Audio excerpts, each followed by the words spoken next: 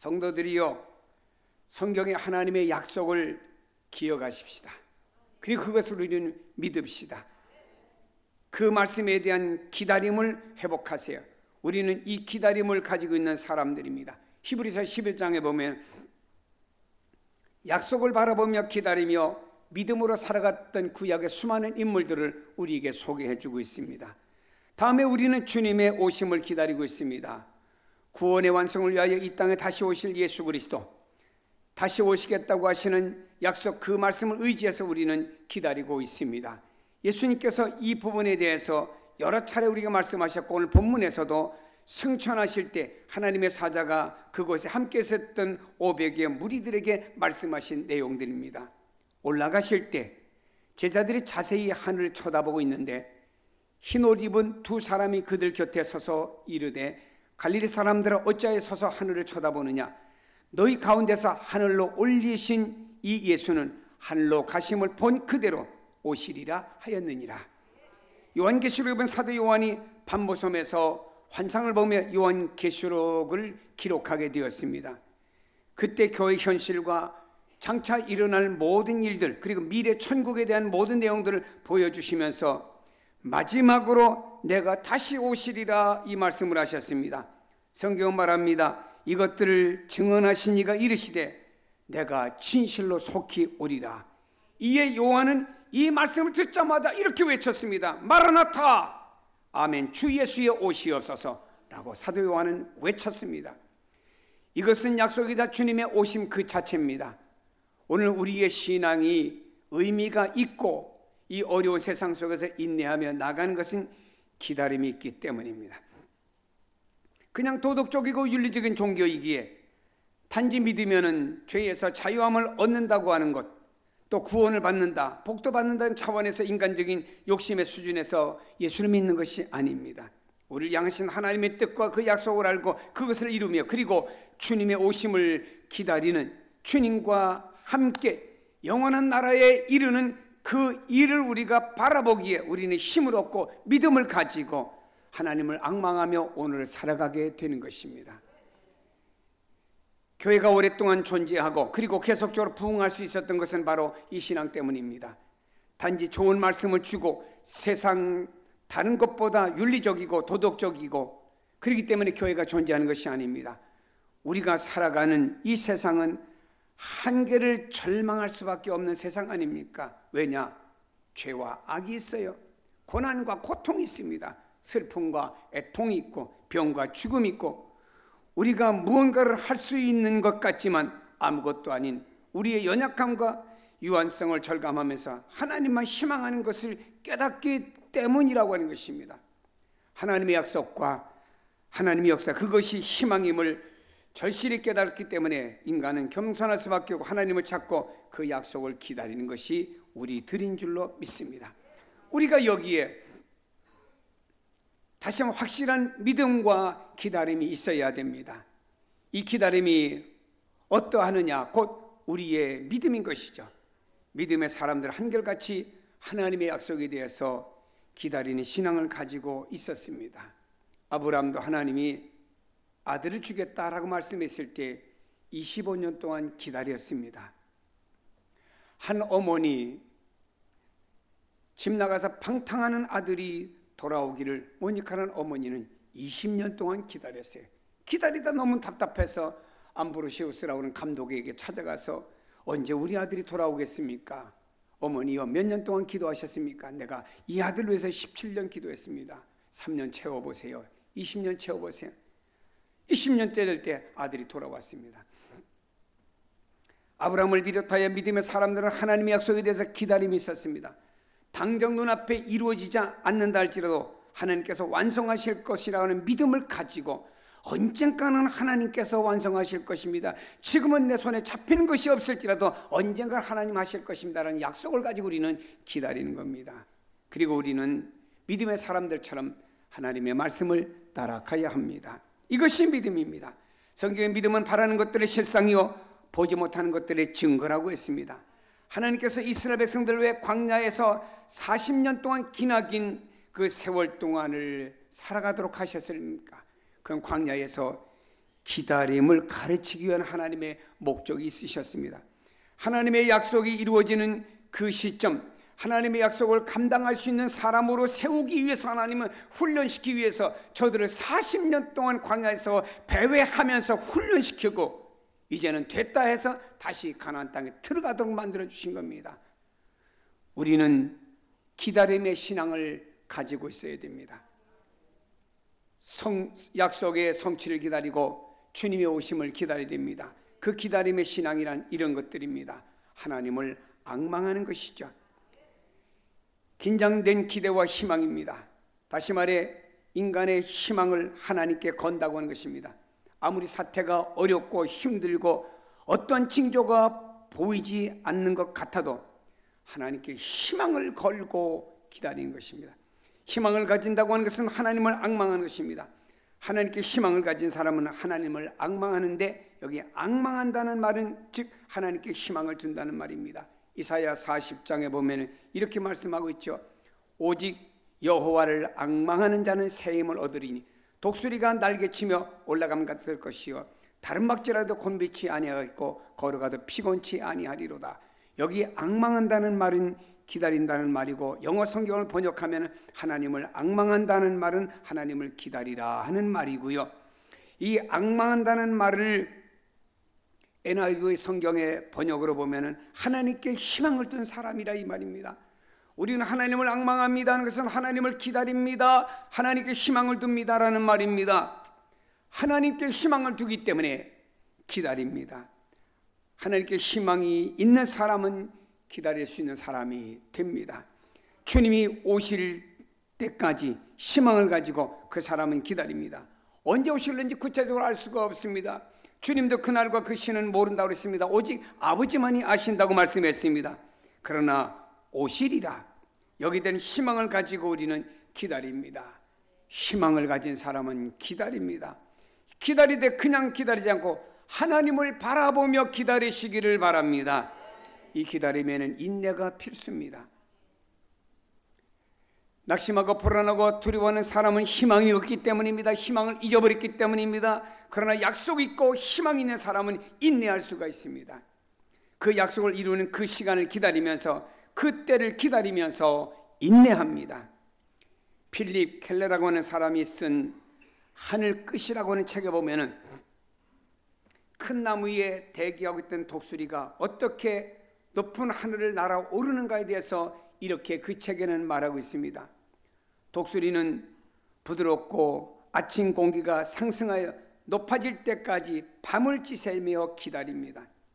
아침에 해가 따스하게 비칩니다. 그러면서 그 온난 기류가 생기면서 날씨가 따사로워지면 그 날씨와 함께 독수리는 날개를 펴서 상승하는 온난 기류의 힘을 이용해 가지고 하늘을 높이 날아오른답니다. 일단 상승 공기가 올라가기 시작하면 하늘로 치솟은 독수리가 해야 될 단지 공기 상승과 함께 중앙에 날개 쫙 펴기만 하면 자기는 날아간답니다. 그렇습니다. 이 독수리는 말입니다, 공기가 상승하기까지 밤새도록 기다리다가 아침에 공기가 상승하면 날개를 쫙 펴면 공기가 올라감과 같이 자기도 함께 올라가면서 그 날개와 함께 그 공기와 함께 창공에 쫙 날 수 있는 사람이 이 독수리가 되는 거죠. 하나님께서는 내게 허락하신 때, 내게 이루실 그 시간이 되면은 우리는 상승기를 타고 올라갑니다. 성령께서 조용히 움직여 우리를 다시 오르도록 부르실 그때 우리는 새로운 힘을 얻고 날아오르는 그날이 있습니다.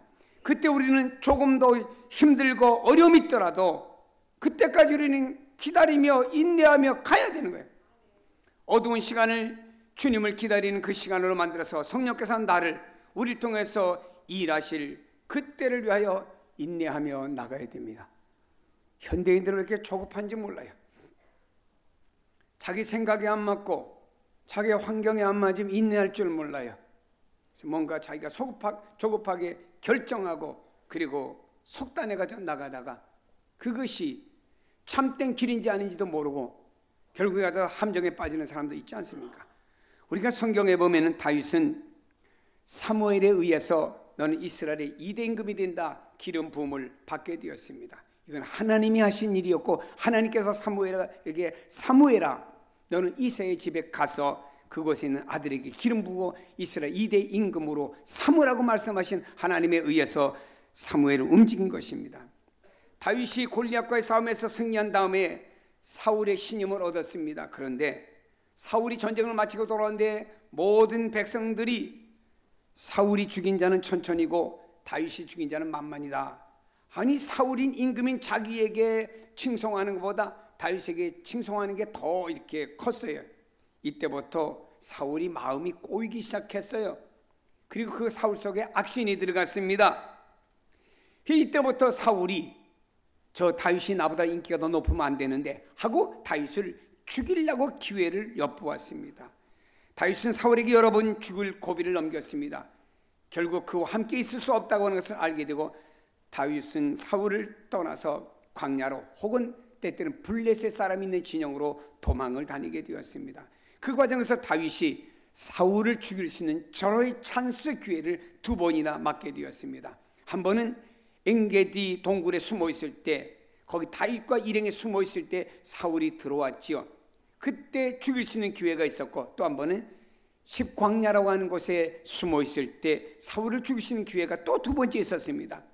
이때 다윗의 부하들이 다윗이요, 이 사울 이때가 기회입니다. 찬스 왔습니다. 죽읍시다 하고 할 때 다윗이 만류했습니다. 하나님께서 기름 부음 받은 사람을 내가 함부로 할 수 없다. 다윗은 하나님의 권위에 절대 순복한 사람이었습니다. 아무리 자기가 기름 부음을 받아서 이스라엘의 2대 임금으로 삼아 주었다라고 해도 하나님께서 나를 세우실 때가 있다라고는 알고 그때까지 다윗은 기다릴 줄 알았다고 하는 것입니다. 다윗은 교만하지 않았습니다. 함부로 하지 않았습니다. 때를 기다릴 줄 아는 사람이었습니다. 하나님께서 다윗을 날아오르도록 만드실 그때까지 다윗은 모든 사람에게 환영받고 예루살렘으로 왕으로 입성할 그때까지 다윗은 인내하고 기다렸다라고 하는 것입니다. 사랑하는 여러분, 기다림은 이러한 것들입니다. 내가 자의적으로 임의대로 하려고 하는 것이 아닙니다. 하나님이 하시는 때, 하나님께서 이루실 그때, 그리고 오실 그때까지 기다려야 됩니다. 그것이 진정 기다림입니다. 그러기 위해서는 인내가 필요한 줄로 압니다. 조급하다가는 실수합니다. 성경에 사울이라고 하는 임금이 블레셋과 전쟁하러 나가야 됩니다.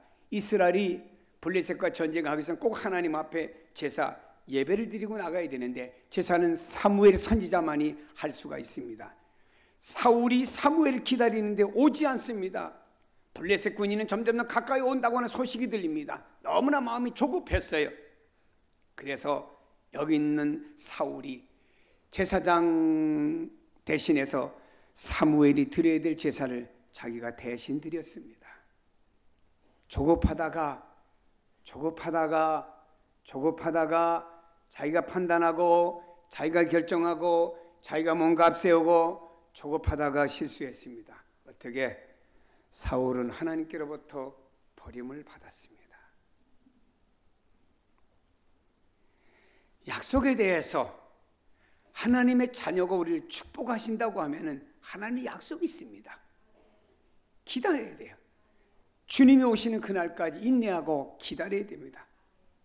눈에 보이지 않으므로, 지금 당장 손에 잡히지 않으므로 그 약속을 하나님이 잊으셨나, 주님이 오지 않는가, 이렇게 속단해서는 안 됩니다. 약속과 때를 바라보며 믿음으로 기다릴 때 그 약속은 이루어집니다. 그렇죠? 말씀드렸지요. 아브라함은 아들 주겠다 25년 기다렸어요. 아니, 아들을 얻는데 1년만 기다리면 될 거 아닙니까? 그러나 아브라함은요 25년 기다렸습니다. 성경 예레미야가는 이렇게 말합니다. 기다리는 자들에게나 구하는 영혼들에게 여호와는 선하시도다. 하나님의 선하신 역사는 기다리는 사람에게 이루어진다라고 말씀하고 있습니다. 중요한 것은 기다리는 사람은 준비하지요. 막연하게 기다리는 것이 아닙니다. 준비도 없이 아무런 일도 하지 않고 편법이나 의미 없이 무조건 기다리는 것이 아닙니다. 한 달란트를 받았던 종이 한 달란트를 땅에 묻어두고 주인이 오기만을 기다렸습니다. 그에 대해서 주님은 이렇게 평가했습니다. 너는 악하다. 왜냐? 성경에 그 주인이 대답하여 이르되 악하고 게으른 종아, 나는 심지 않는 데서 거두고 해치지 않는 데서 모으는 줄로 내가 알았느냐? 여기 한 달란트 맡아도 사람은 그냥 묻어두고 그냥 막이나 기다렸다며. 이런 사람을 가리켜 주인은 악하다라고 말했습니다. 우리가 성경의 데살로니가 교회, 즉 데살로니가 전후서는 데살로니가 교회를 배경으로 쓴 말씀이죠. 참 믿음이 좋은 교회였습니다. 이 교회는요 금방 부흥돼 가지고요 주변의 모든 그 지역들에게 금방금방 소문이 난 이 교회였습니다.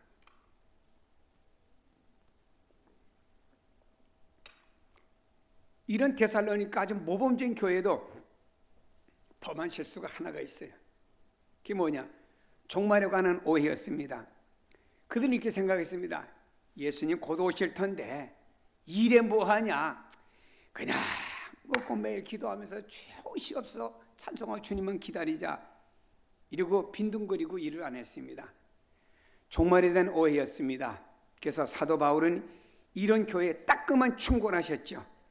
누구든지 일하기 싫거든 먹지도 말게 하라, 이렇게 데살로니가서 3장 10절에 말씀을 했습니다.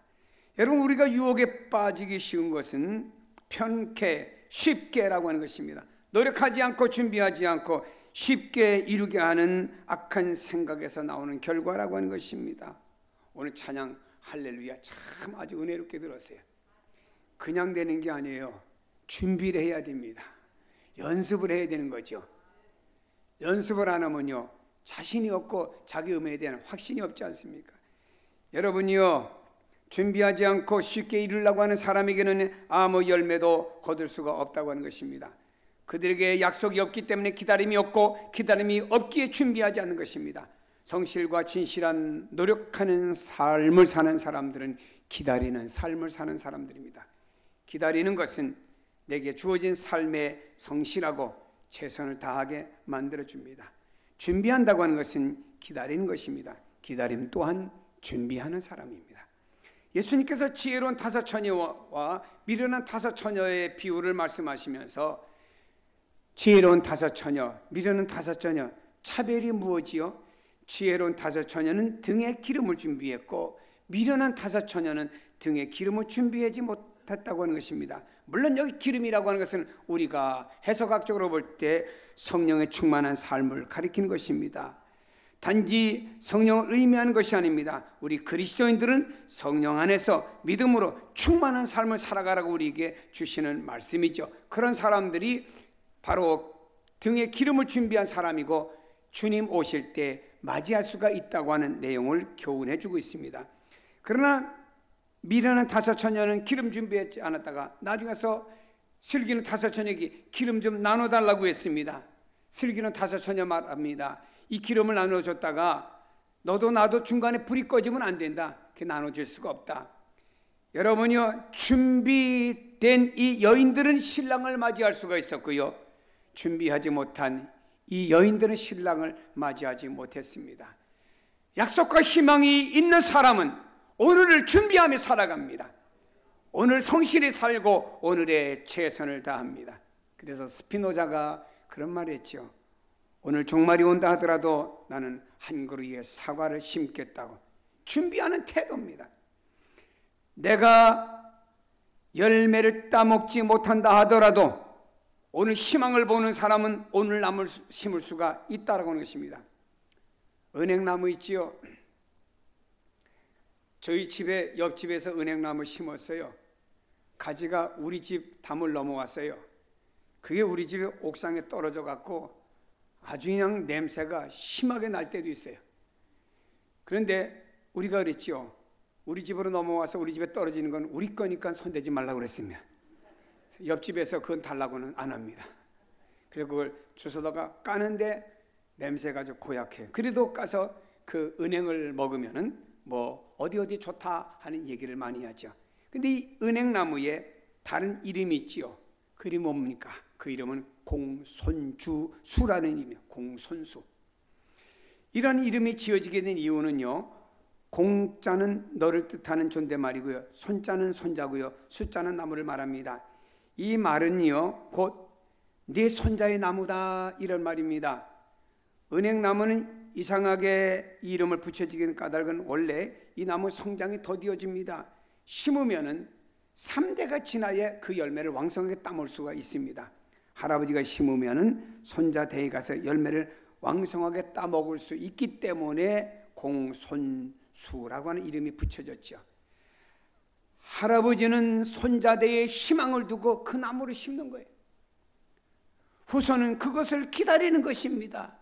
이것이 기다림의 태도입니다.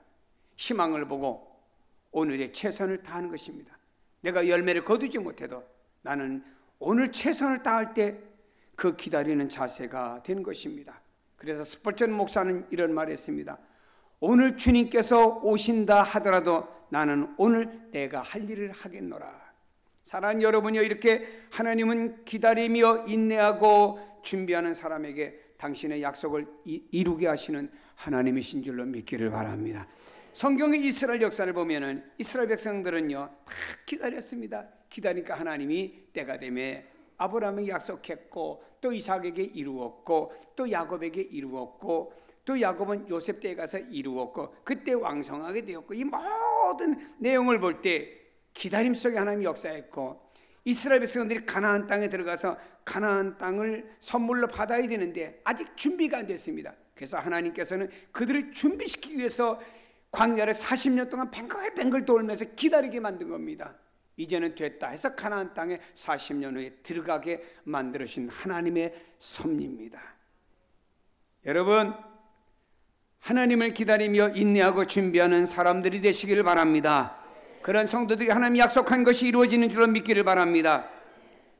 지혜로운 5명의 처녀가 준비된 기다림은 신랑을 맞이하는 은혜를 받게 되었습니다. 그 주님을 맞이하는 축복을 받게 되었다 이 말입니다. 예루살렘에 시므온이란 노인이 있습니다. 의롭고 경건한 사람으로 이스라엘의 위로를 기다린 사람이었습니다. 이 시므온은 항상 하나님의 성전에 나가 기도했습니다. 하나님, 난 메시아 기다리는 사람입니다. 난 메시아 좀 보게 해주세요 라고 기다렸습니다. 이 시므온이란 노인은 경건한 가운데 기다림의 삶을 산 사람이었습니다. 다시 말해 날마다 성령의 인도하심을 받으며 살아갔던 사람이었습니다. 그런데 그는 메시아를 보게 해달라고 늘 기도했는데 예수님께서는 탄생하시고 성전에 할례 받기 위해서 오셨을 때 이 시몬이라는 사람이 그 예수, 이 땅에 오신 어린 아기 예수를 만나게 되었습니다. 너무너무 기뻐가 그 자리에서 일어나서 하나님을 송축하는 장면이 성경에 소개되고 있지 않습니까? 그래서 우리는 그를 시몬을 가리켜서 위로를 기다리는 자라고 하는 이름을 붙여줬습니다. 이것은 시몬에게만 적용되는 것이 아닙니다. 모든 사람에게 적용되는 말씀입니다. 우리는 하나님에게 희망을 두고 인내하며 준비된 삶을 가지고 성실하게 살아갈 때 여러분을 통하여 이루어질 약속은 하나님 반드시 때가 되면 이루어지십니다. 이런 말을 합니다. 내년에는 어렵다, 경제가 어렵다, 뭐 여러 가지 경기가 어렵다 해서 지금부터 미리 벌써 내년이 아직 다가오지도 않았는데 미리부터 불안하고 초조한 사람이 있어요. 믿음이 없는 사람이에요. 하늘과 땅의 모든 권세를 누가 쥐고 있습니까? 하나님이 쥐고 계신다고 하면은 내년에 어렵다라고 해도 비록 어려울지라도 우리는 그 희망을 하나님께 두는 겁니다.